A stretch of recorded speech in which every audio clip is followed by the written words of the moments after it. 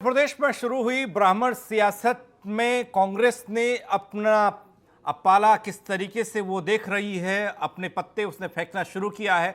और जाहिर सी बात है, उत्तर प्रदेश के जो चेहरे थे, ब्राह्मण चेहरे थे, उन्हें केंद्र में ले आई और साफ तौर पर आगामी पंचायत चुनाव और आगामी विधानसभा चुनाव की रणनीति पर काम कर रही कांग्रेस। और ऐसे में बार बार कांग्रेस की तरफ से दावा किया जाता है, जब भी ब्राह्मण की बात आती है उत्तर प्रदेश में, तो कांग्रेस कहती है कि ब्राह्मणों की सबसे बड़ी हितैषी पार्टी कांग्रेस है, क्योंकि कांग्रेस ने सबसे ज्यादा ब्राह्मण मुख्यमंत्री उत्तर प्रदेश को दिए। और ये वो चेहरे जो हम आपको दिखा रहे हैं, चाहे जितिन प्रसाद हों, जिन्हें पश्चिम बंगाल और अंडमान निकोबार के प्रभारी के तौर पर जिम्मेदारी दी गई, चाहे वो प्रमोद तिवारी हों, जिन्हें कार्य समिति का सदस्य बनाया गया है। तो ब्राह्मण चेहरों के सहारे उत्तर प्रदेश की नैया को पार लगाना चाहती है कांग्रेस। और बड़ा बदलाव, बड़ा हेरफेर जब देखने को मिला CWC में, तो उसके बाद अब ये सवाल कि क्या कांग्रेस का ये बदलाव आगामी चुनाव में कांग्रेस के फेवर में वोट लाएगा, कांग्रेस को उत्तर प्रदेश में एक बार फिर से उसकी खोई हुई जमीन मिल पाएगी, क्योंकि तकरीबन 30 साल से ज़्यादा का वक्त कांग्रेस बनवास चल रही है उत्तर प्रदेश में।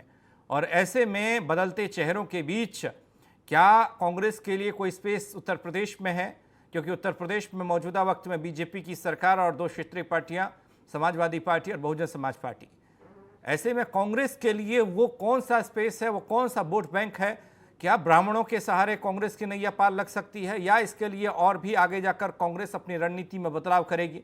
जिन चेहरों को आज जगह दी गई है, तवज्जो दी गई है, उन चेहरों को किस तरीके से उत्तर प्रदेश के पंचायत चुनाव और उत्तर प्रदेश के विधानसभा चुनाव में इस्तेमाल किया जाता है, ये सब देखने वाली बात होगी। क्या इसे विपक्षी पार्टियां किसी चुनौती के रूप में देखती हैं?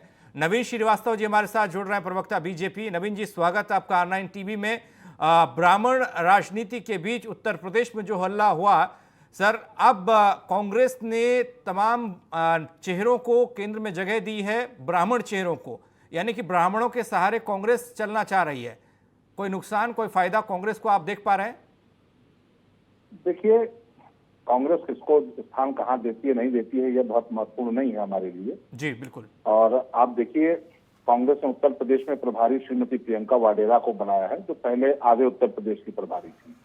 लेकिन आधे उत्तर प्रदेश की प्रभारी रहते हुए क्या परिणाम रहा कि जो अमेठी की परंपरागत उनकी सीट थी, उससे भी उनके भाई और पूर्व कांग्रेस के राष्ट्रीय अध्यक्ष चुनाव हार गए। जी। रही बात कि ब्राह्मण चेहरों को स्थान देने का या नहीं देने का, तो कांग्रेस को और अन्य सभी विपक्षी दलों को यह स्पष्ट समझ लेना चाहिए कि भगवान रामकृष्ण की जन्मभूमि, गौतम बुद्ध की कर्मभूमि उत्तर प्रदेश की जनता ने 2014 हो, चाहे 17 हो या 19 के आम चुनाव में जाति, धर्म, पंथ, मजहब और तुष्टीकरण की राजनीति का सफाया कर दिया है। उत्तर प्रदेश में राजनीति में वही दल सर्वाइव करेगा जो सबका साथ, सबका विकास और समाज के अंतिम व्यक्ति के विकास के लक्ष्य को लेकर काम करेगा। रही बात कांग्रेस की प्रदेश में टीम में कौन है, केंद्र के कौन है, ये कोई कांग्रेस के लिए बहुत महत्व नहीं रखता है। कारण क्या है कि आपने सुना होगा श्रीलाल शुक्ला का एक उपन्यास था, राग दरबारी। जी। तो वहां तो राग दरबारी है, एक परिवार में ही सारी चीजें तय होनी है। तो वहां किस दरबारी ने ज्यादा राग अच्छा गा दिया तो उसको कहीं से जगह मिल गए, किसी ने कम किया। अभी 23 लोगों ने चिट्ठी लिख दी थी, तो उसमें से कुछ के पर कतर दिए गए, उसने ज्यादा भक्ति दिखाई तो उनको कुछ महत्वपूर्ण स्थान दिए गए। ये उनका अपना अंदरूनी मसला है। लेकिन उत्तर प्रदेश में कांग्रेस को लोग कितनी गंभीरता से लेते हैं, कांग्रेस उसको कितनी गंभीरता से लेते हैं, या तो नवीन जी, बार बार कांग्रेस तमाम मंचों पर और हर बार जब ब्राह्मणों की बात आती है, सर नवीन श्रीवास्तव जी, कांग्रेस ये कहती है कि ब्राह्मण हितैषी सबसे ज्यादा कांग्रेसी है, क्योंकि उसने सबसे ज्यादा ब्राह्मण मुख्यमंत्री दिए हैं। अब देखिए, सवाल ब्राह्मण हितैषी और पिछड़ा हितैषी या राजपूत हितैषी या दलित हितैषी का नहीं है जी। समाज के अंतिम व्यक्ति का, गरीब आदमी का, जरूरतमंद व्यक्ति के कौन कितना हितैषी है, यह महत्वपूर्ण है। और लगातार चुनाव के परिणाम आप देख लीजिए, 2017 में देख लीजिए, एक तरफ कांग्रेस का नारा था कि 25 साल यूपी बेहाल, और एक तरफ तथाकथित विकास पुरुष थे, मिलकर चुनाव लड़े लोग, परिणाम क्या हुआ सामने है। 2019 में देख लीजिए, बुआ भतीजे मिलकर लड़े, परिणाम क्या हुआ सामने है। कांग्रेस कहाँ रही, वो भी सामने है, एक सीट पर सिमट गई।